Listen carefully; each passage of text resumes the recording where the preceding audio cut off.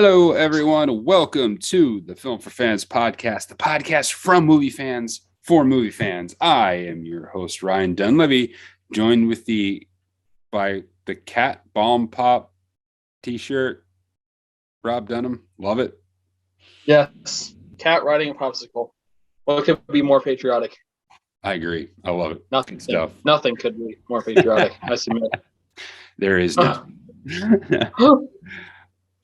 Well, welcome to the show. We've got a great episode in store for you. We're going to talk a little bit about Top Gun and its continued success. But is there an issue on the horizon? Jurassic World Dominion comes out this week. We'll talk about what we expect from that. We'll give you what to watch on Disney Plus and Peacock. We'll do a full breakdown of Top Gun. And if we get a chance, we are going to talk about 3-hour movies and the best ones.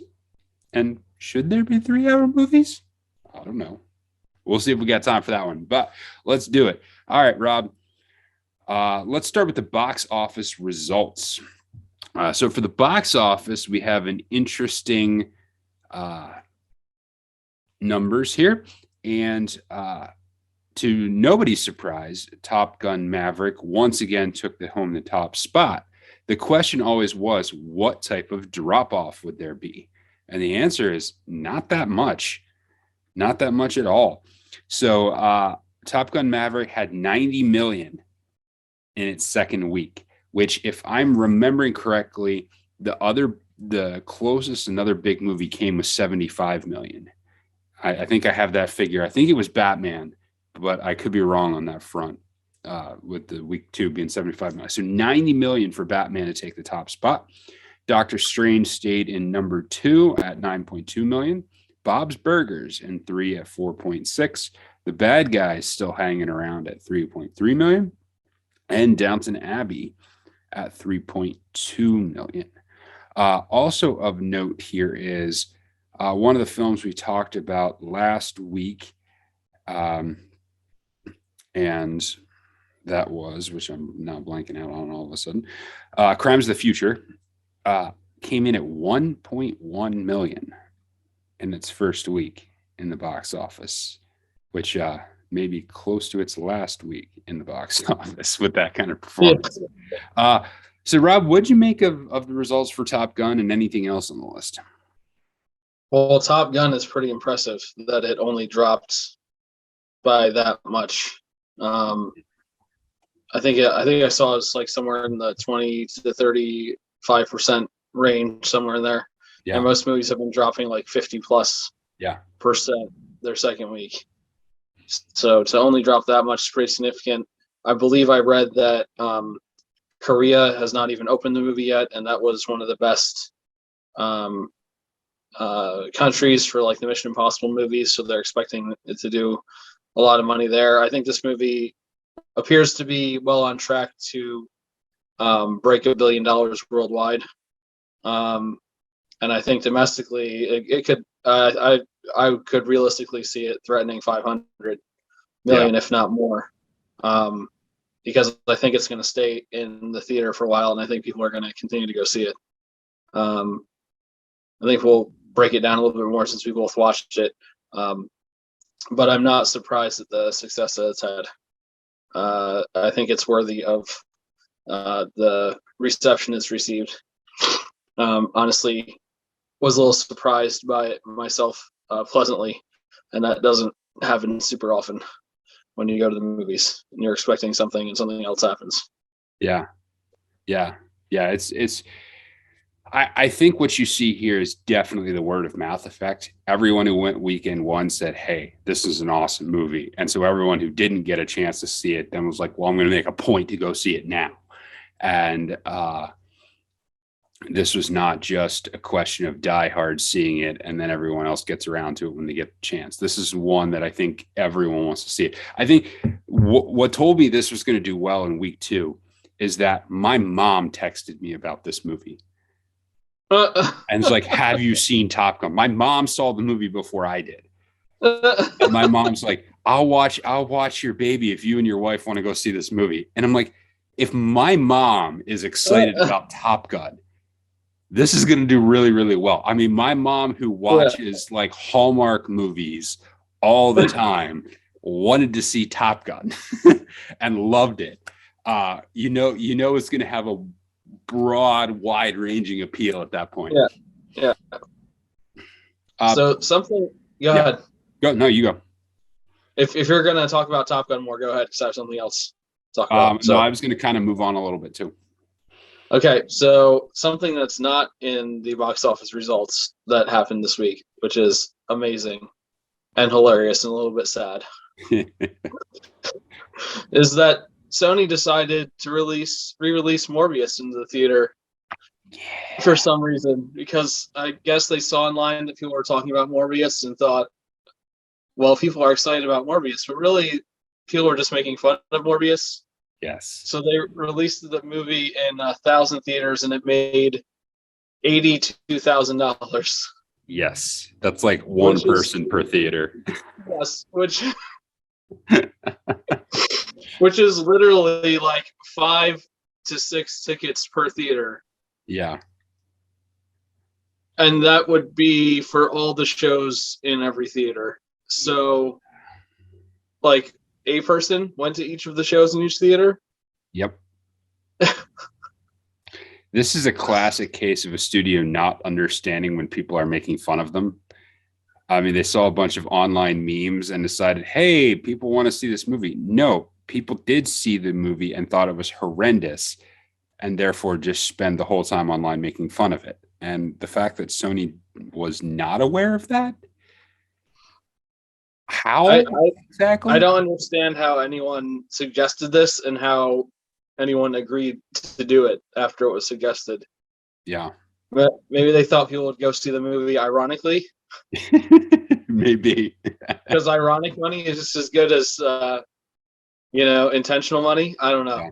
But like the time that Seinfeld returned a jacket for spite and they wouldn't let him. Yeah. It's just hilarious to me that this kind of thing could actually happen right now. Yeah. Like the studio could make such a tone deaf decision. Mm-hmm. It goes to show you that not everyone who works in the movie industry is a genius. No, definitely not.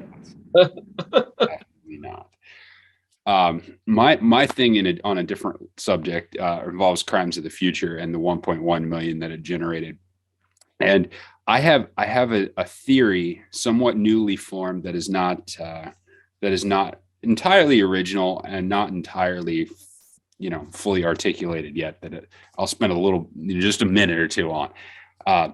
My theory is that the box office, where its status is right now, is akin to the failure of shopping malls, but the rise of shopping complexes.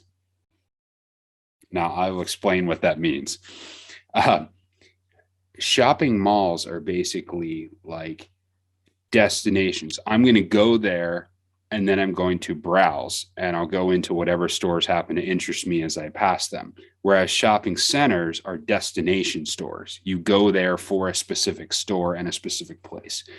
Pre-pandemic, the box office used to be, people's routine was, hey, it's the weekend, I'll go to the movies. And then deciding that ahead of time and then deciding to see something that happened to be out in the theaters this week.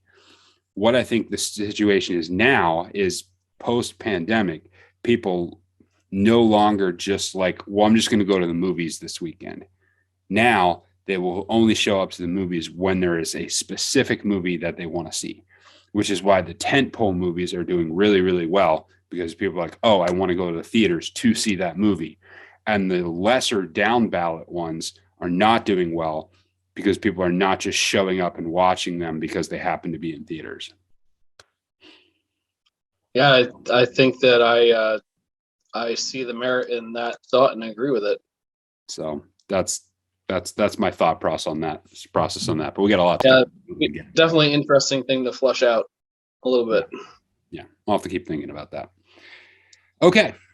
So before we move on to what's coming out this week, mainly Jurassic Park, I wanted to get to this story. There's a lawsuit on the horizon for Top Gun Maverick. And it is basically the family of a guy who wrote a 1983 magazine article called Top Guns, which is part of the inspiration for the original movie, is alleging that Top Gun Maverick failed to reacquire the license from them in order to produce the movie. It's a little complicated, as all these things are, but basically it's alleging that the studio lost the copyright in January 2020 and the film was completed in May 2021. So the argument is that they would need to reacquire the license. And yeah, it's a little complicated. Basically, it's hard to say who's right in this, but that's the basic idea, is that that's the basic claim, is that they failed to reacquire the license and therefore are in violation of copyright. And so the estate is suing. They attempted to try and get the release blocked, which would have been, but what do you make of this? I think it's pretty laughable that they think they can get the movie to be taken out of theaters. Yeah, because that's never going to happen. No. So I imagine when the studio executives saw that part of things, they basically replied with an LOL, crying, laughing face emoji to the people who asked for that. Whether or not there will be any monetary damages assessed, who knows? But I think in the grand scheme of things, it's going to be insignificant. Yep.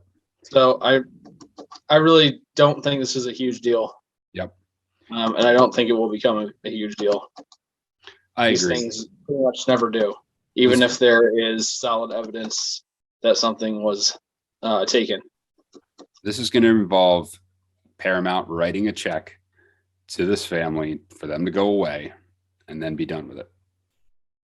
And so I don't expect to hear anything about this going forward, especially not anything blocking anything going forward for Paramount or for the movie. All right, just thought I should mention that. All right, so let's get to the main release of this week, and that is, of course, Jurassic World Dominion, the 6th Jurassic Park movie, and one that it's the 3rd of the Jurassic World trilogy, and it's supposed to potentially be a wrap up to the entire Jurassic Park saga. What are you thinking about Jurassic World Dominion? What are you hoping for? What are you expecting? So it's kind of funny that when we talked about Top Gun, I said that my expectations were not very high, and then I was pleasantly surprised. Because with Jurassic World, despite my evidence to the contrary from the first 2 movies, I have high expectations because I really, really like the Jurassic Park series. And I don't think the first couple Jurassic World movies are bad, especially in comparison to a lot of other movies. But I also don't think they were to the standard of the original 3. So it's hard for me to know what to expect, because I have high expectations, but I feel like I might be disappointed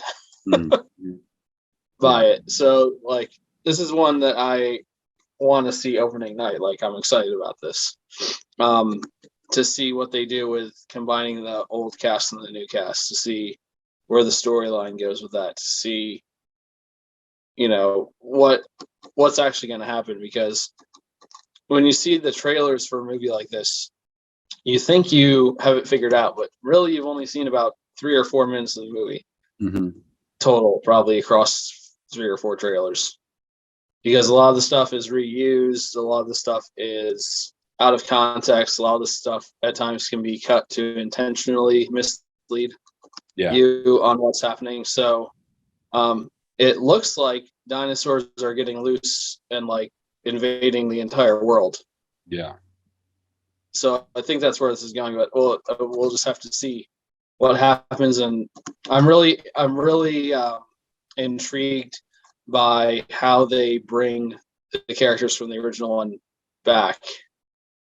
Like, what is it that brings them back? How are they contacted? Do they just insert themselves into the story because of there being a problem? Are they recruited again? Like, what happens exactly?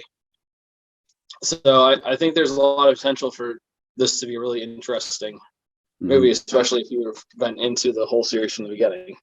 Yeah. But I also think there's potential for it to not be very good. So I don't know. I'm optimistic and concerned. Interesting dichotomy there. Yeah. I think the struggle is like the basic premise. I think, and you even saw this back in the third Jurassic Park movie, is you have to keep inventing ways about why people would continue to still make mistakes with dinosaurs. And so you saw that was basically the plot of the second Jurassic Park movie, which is what are you doing? You guys are idiots. How would you make the same mistake again? And so with the third movie, they had to basically invent a reason why they would have to go back to the island. And then for the Jurassic World movies, it starts out with, oh, okay, we figured this out. Oh, wait, no, you haven't. So I think there's a basic struggle with why and how do people keep needing to do this? And so if they can overcome that plot standpoint, I think there's a chance for it to be a pretty good movie. The question always is when you, and we'll talk about this when we get to Top Gun, when you go for the nostalgia feel, mainly bringing back a lot of the original characters, are you going to do it in a productive, healthy way, or is it just simply fodder to gain audiences, and it's just represents a lack of imagination when it comes to writing and filmmaking? But I would say I'm leaning slightly more on the positive side of this one, but I'm not sure about it. I'm not quite as excited for this one as I was for Top Gun. So we'll see. What's your guess on box office numbers for this? Considering Top Gun is still out, I would expect that to drop a bit. So I'm wondering how much. So the question when it comes to box office then is how much is available, shared between these movies.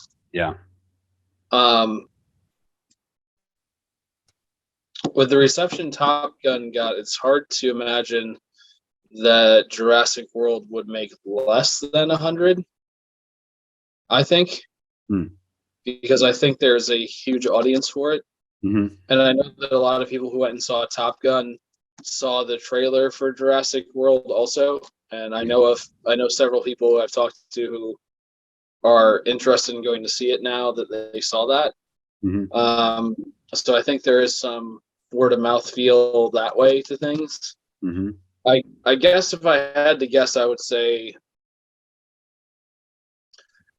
somewhere between 90 and 120 is what I would guess. Again, the big question is how much is actually available out there if Top Gun is going to do another $50 or so million. You know, how many people are actually going to go out to the theater? All right. I'm going to let you get away with the $30 million guess there, a $30 million range guess, because I'm going in a different direction than you.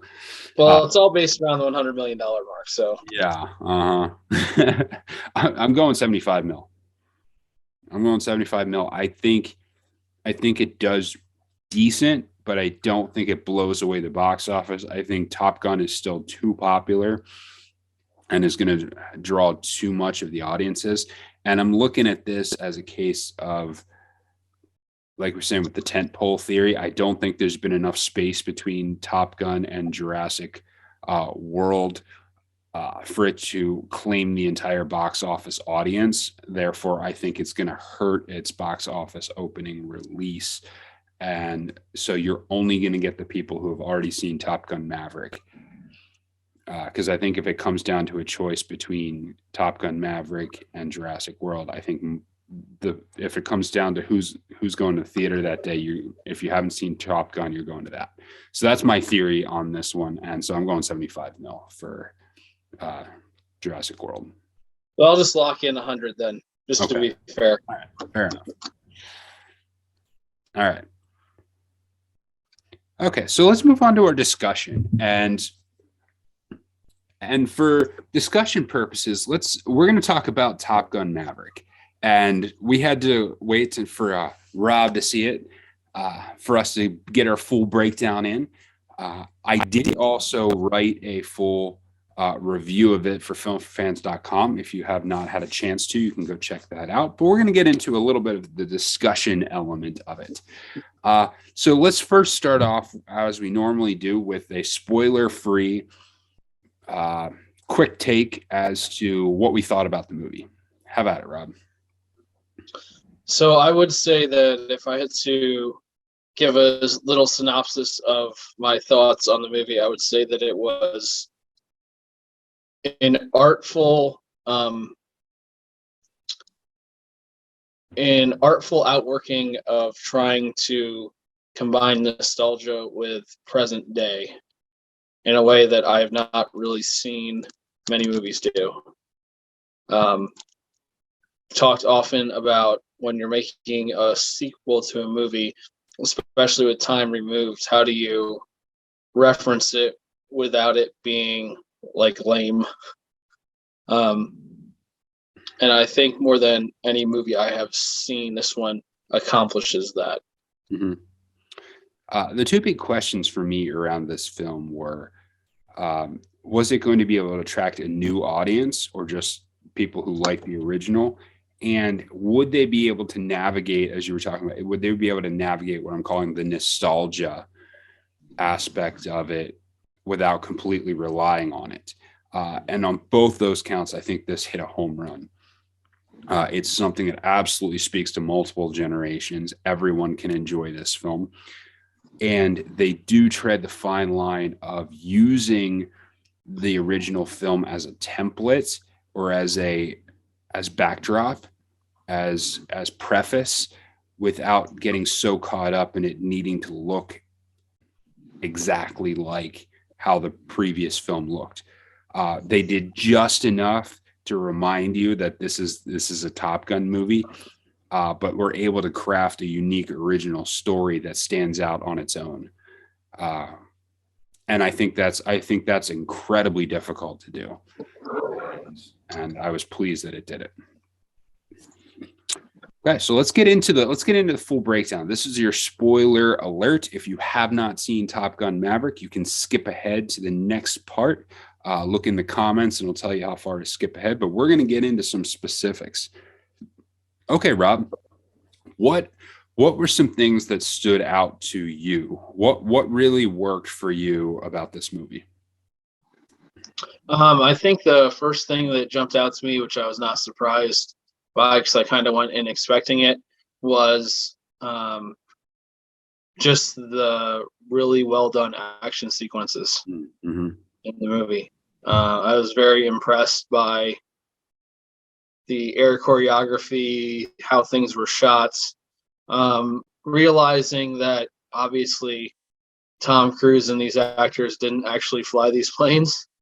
They did a really good job of making it feel like they were. Yeah. So it felt realistic that the things were happening, which I think is not an easy thing to pull off when it comes to that kind of it's pretty wild concept. So yeah, that was one thing that stood out to me. And I think the other main thing that really jumped out at me was the acting performances felt sincere, which is another very difficult thing to do in a movie like this. Yeah. For whatever reason, giant blockbuster movies a lot of the time performances can feel over the top, or the other way, that they're not quite believable. Yeah. Especially when you're dealing with some of the story lines thematically in this movie, like a kid's dad who died, and now the kid is there and having to deal with the person who he holds responsible for his dad dying. That's like pretty emotional stuff. So there's a really fine line between that being believable and grounded, and being over the top or not quite enough. Yeah, I think along those lines, I think all of the acting performances were spot on. Tom Cruise, stepped right into the role of Maverick, played that to perfection. Even some of the smaller characters, and I say smaller in quotes, but like John Hamm was an excellent foil to provide some tension to the overall Top Gun school element to it. Jennifer Connelly was understated and excellent. Like, she was very believable in that role. We can get to this when we talk about it now. I have slight quibbles with them, how they did that, but that was more from a story writing standpoint than nothing to do with her performance. Miles Teller is a good actor, and I think one of the things that Miles Teller is good at is condescension and attitude. This is like almost all of his roles. Does he have to do this sort of attitude, kind of condescension, arrogance to some degree? But he was able to balance that in this case with a little bit of understated lack of confidence, understated history to it. You could tell that his past is affecting him without him having to draw too much attention to it. Yeah. What else stood out to you? I thought the story in general was just a well-written story, which I think was one of the big questions going into it, because what kind of story do you write? Yeah. After the original one, because it obviously can't. I think the thing we were concerned about was that it might be just like a repeat of the original story, or just like an echo of it. And I think they did a good job of adding different and higher stakes to what was going on. Yeah. And making a movie that could really stand on its own. I think that even if you hadn't seen the original one, you could still connect to this one, because I felt like they did a good job of, when there was something relevant to the original movie, they seemed like they did a really good job of showing like a flashback, or making it, obvious what was going on, even if you hadn't seen it. Yeah. And I think one of the standout ways is how they used the nostalgia. Like, immediately you've got the danger zone theme comes back. You see Tom Cruise in his leather jacket, cruising a motorcycle up the jetway, chasing a plane. They used Great Balls of Fire, but they used it in a very different way. So you got the nostalgia callback of the memorable scene, but they used it to create a completely different emotional element. So I just thought that was so expertly done. And then the whole Iceman thing with Val Kilmer, I was just so impressed by what they did with that, and that felt so powerful for reasons beyond simply the film itself and bringing back a key character. What did you think of the use of Val Kilmer and the Iceman character? I think it was pretty amazing what they ended up doing. If you don't know, they used an artificial intelligence to recreate or create like an older Val Kilmer voice, based on listening to like tens of thousands of hours of his acting in the past, because he can't currently speak because of the throat cancer he's dealt with, which is a wild thing. And I think that the way they did that definitely added weight to that whole sequence.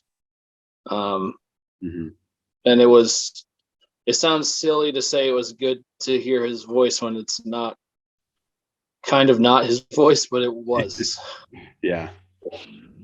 Yeah. It was good to see him on the screen again, for sure. And I'm sure that was a very emotional moment for Tom Cruise, and I think you could see that in how that whole scene was produced. Yeah, there's just such a genuineness and a raw emotional element to that. And it couldn't have worked had they not used that as a context for the Iceman character, use Val Kilmer's real life struggles as a context for that character. And there's always a little bit of a danger in doing that you cheapen or that it becomes a trick or a ploy. And once again, it was done so well and it felt so natural and so genuine. And it felt like, hey, this is an excellent way to treat a beloved character and to bring back an actor who's been out of the game for a while, but to still give him an important and key role. Like he was a key figure in this movie, partially from the shadows, but that scene with him directly was really, really good. And that brings me to one of my final things. I think Joseph Kosinski is such an underrated director, and he hasn't done a ton of films, but he is so good. Especially now. I mean, this is kind of now his specialty, is taking well-loved past properties and creating excellent sequels to stand on top of them. He is the one who did Tron Legacy, and now he has done the same thing with Maverick, and he's expertly done it in both cases, improving while using the originals, but crafting unique original stories. And I think that is so difficult to do. And almost every single element of this from a directorial standpoint was done at an expert level. And I was just so impressed by that. Yeah, I'm very interested in seeing what opportunities he gets going forward, because it's clear that Tron was not just flash in the pan. Yeah. Because this was excellently done. I almost have a hard time thinking that anyone outside of the people who made this movie could have expected it to be as good. Yeah. As it ended up being. Yeah. What about any negatives? Was there anything that you didn't like or didn't quite work for you?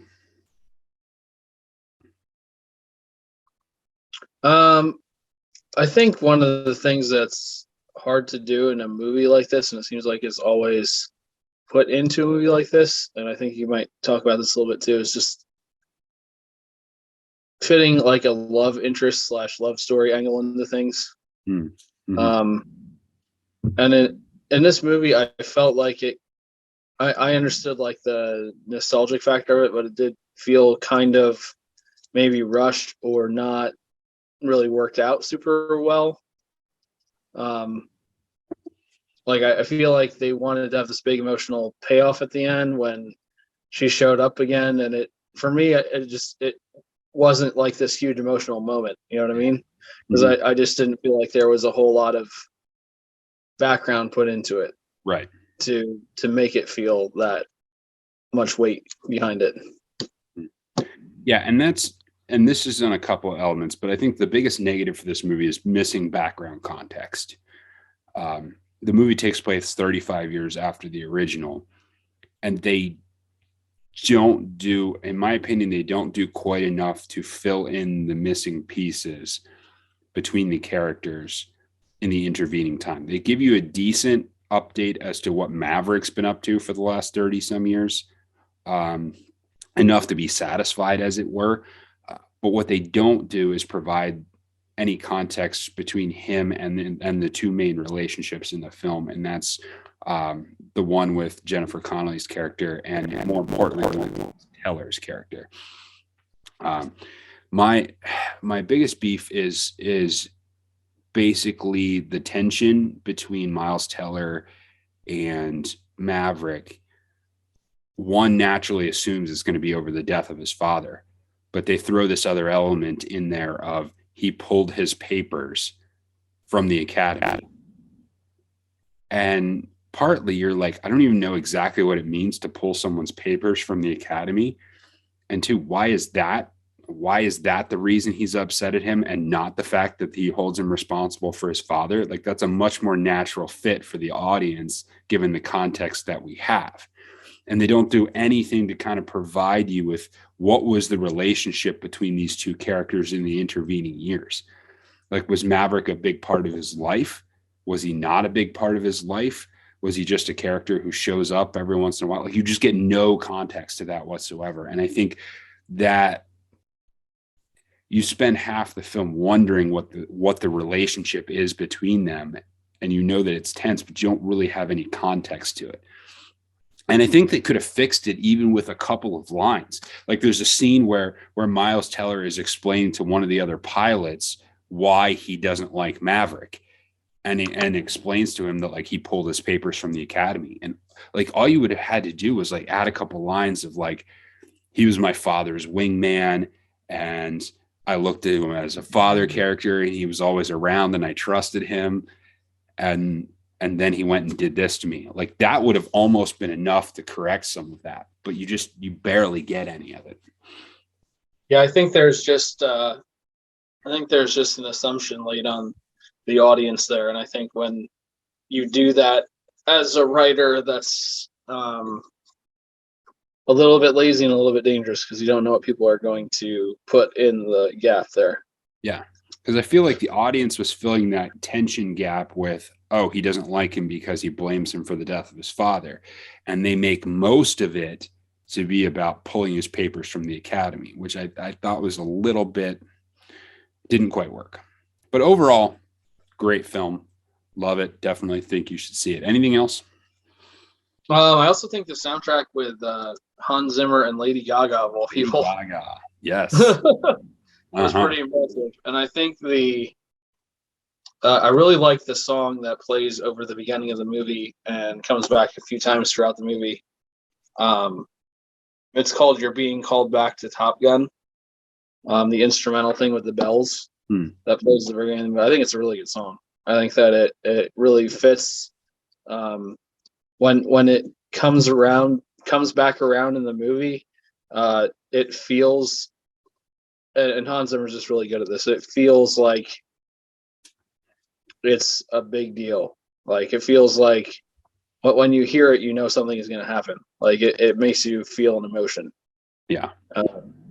And not everybody's able to write music like that. Yeah, Hans Zimmer is one of the best. I mean, one of the absolute best. And the only reason he didn't do the last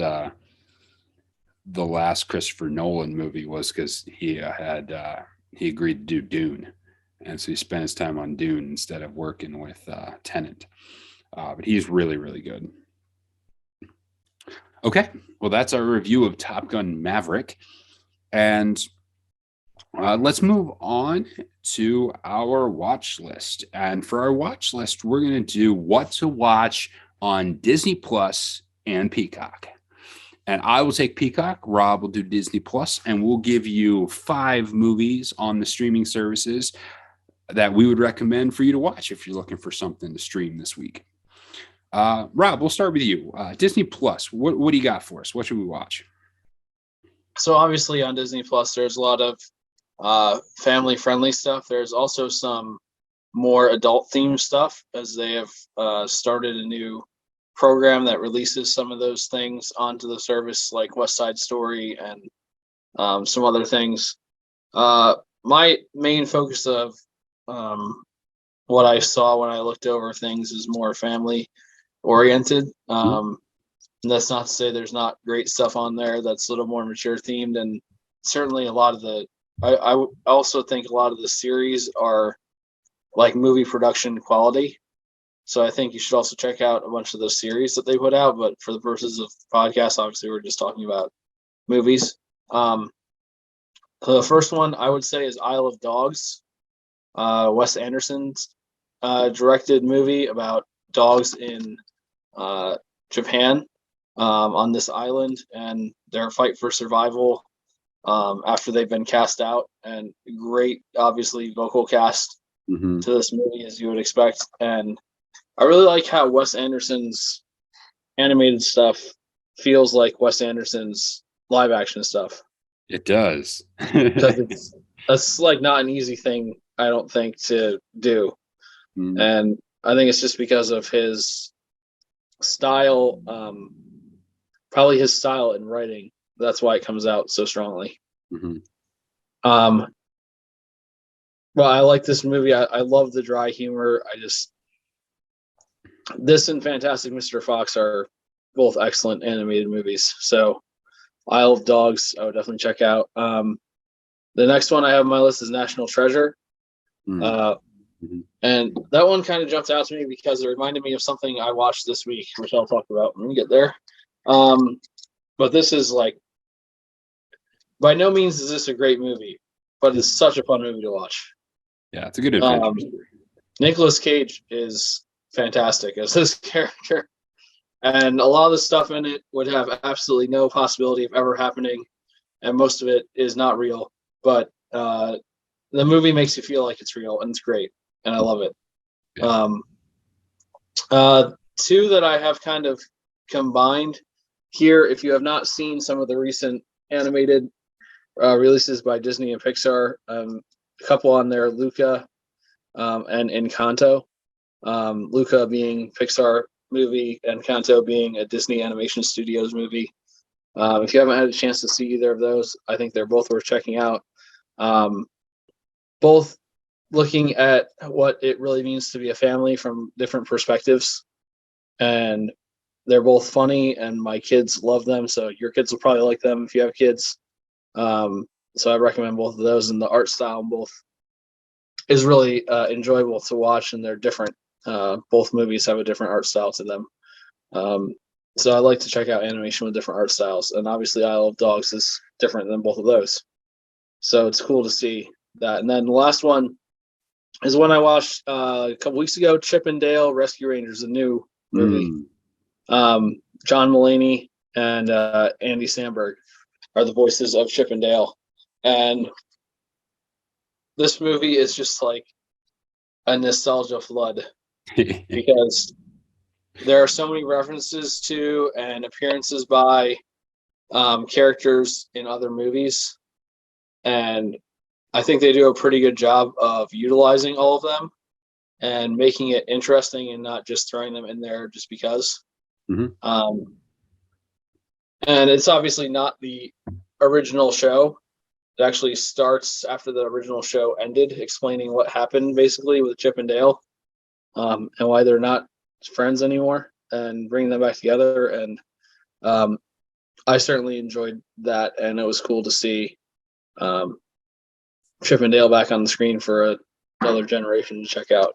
Yeah. So that's what I saw on Disney Plus. Okay. I have Peacock, and when I look through the Peacock lineup, their movie caliber and movie library right now is really strong, actually. There's actually quite a few movies that are really, really good, including some that you probably missed in theaters that are releasing exclusively on Peacock. So the first one, it fits into that category, and that's The Northman. The Northman is now streaming exclusively on Peacock. Most people missed this movie because it did not do really well in the box office, but it is really, really good. Excellent Viking period movie. It has a lot of depth to it. It's gritty. It's intense. Really well done. I really like The Northman. It's one of my favorite movies of the year so far. So if you did not get a chance to see it, definitely check it out on Peacock. The second one is one that's on my list to watch this week, and that's The Outfit. And this is a Mark Rylance kind of thriller spy film that was recently in theaters. And I really, really wanted to see it in theaters, but I did not get a chance to it. So I think he plays a tailor who's involved in some plots that get him into a lot of trouble, and so I'm really looking forward to checking this one out. And Mark Rylance is an excellent actor. Then my third one is 1917. 1917 is streaming on Peacock, and we talked about We talked about war movies a couple weeks ago for Memorial Day, and this is one of the best of all time. And it features World War One, heavily into what it was like in the trench warfare, and so well directed by Sam Mendes. Excellent visuals from Roger Deakins, and like we said then, it was designed to be filmed as a single shot action sequence, and that gives it a very, very unique look and pacing to it, and it's incredible. Thirdly, going in a different direction, The Pursuit of Happiness with Will Smith. This was a great character study about persistence and perseverance in a guy who's completely down on his luck, and how he turns it around. And it's an emotional movie, but it's a great character study. And then I have we'll go with Tower Heist. If you're looking for a fun comedy, Tower Heist, Eddie Murphy, Ben Stiller, you have Casey Affleck. Really well done. Alan Alda's in this too. It's funny, it's interesting, it's kind of adventure, kind of comedy. It's kind of a heist movie. It is a heist movie, but it's got all the elements to it. It's just a fun, enjoyable movie, especially if you're looking for like a family movie, not like with younger kids, but like if you have teenagers or anything along those lines. It's a good movie. Something for everybody in that. So that's what we got on Peacock.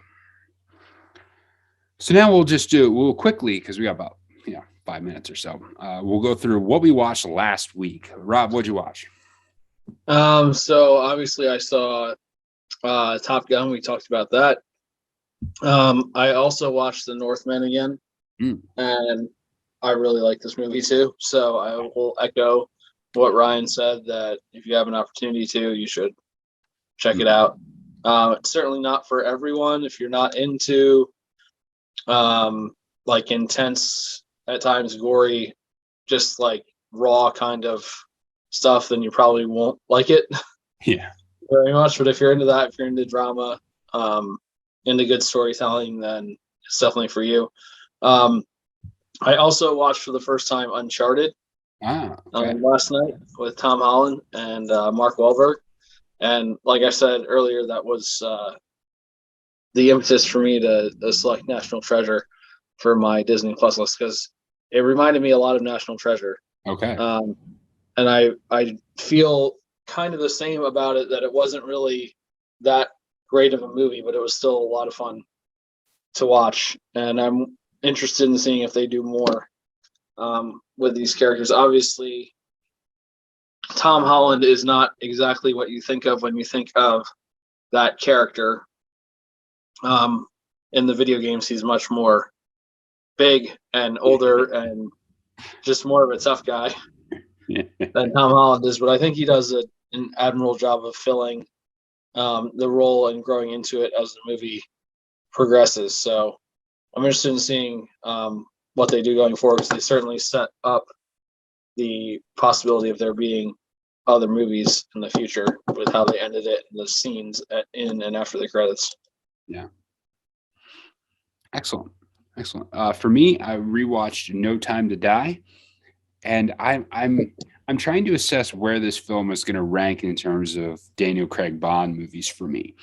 And what I found myself, this is the third time I've seen it, and I found myself like I'm still drawn to the emotional elements of it, but the visuals and the length of the final ending scene, I start to get a little bit bored with it. Like, I don't love the visuals to them in that bunker. Like, I just don't like it as much as on the third watching as I did the first time. Now the emotional elements still work, the drama still works, but I just don't. I'm not as drawn to that ending sequence as I have been to some of the other ones. And I watched the original Top Gun. It's been on quite a bit, as we know, and I'm surprised at how well that movie still holds up, given how old it is, and how it's still engaging and interesting.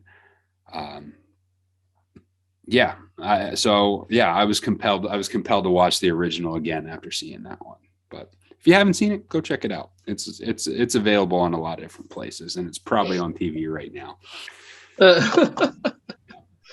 So to close out, I just want to tell you about a deal that's coming up. Paramount Plus is actually offering a free month of streaming for everybody if you use the promo code South Park, kind of to promo their new South Park movie they've got coming out. But all caps South Park. If you're looking for that, most trials are 7 days. This one you can get for a month, so you get an awful lot of opportunity to explore a lot of content on Paramount Plus. So if you're interested in that, check that out. The code South Park. All right, that is the episode. We will have to get to 3-hour movies next time, which we will. But that is the episode for you today. Make sure you check out Film for Fans, where we're going to put up our recommendations for Disney Plus and Peacock. Also, the review of Tom Gunn Maverick is on there, plus plenty of other content for you to check out. So make sure you go to filmfans.com and tell your friends about the podcast, share it with them, visit our YouTube channel, any of that type of stuff. Until next time, enjoy the movies.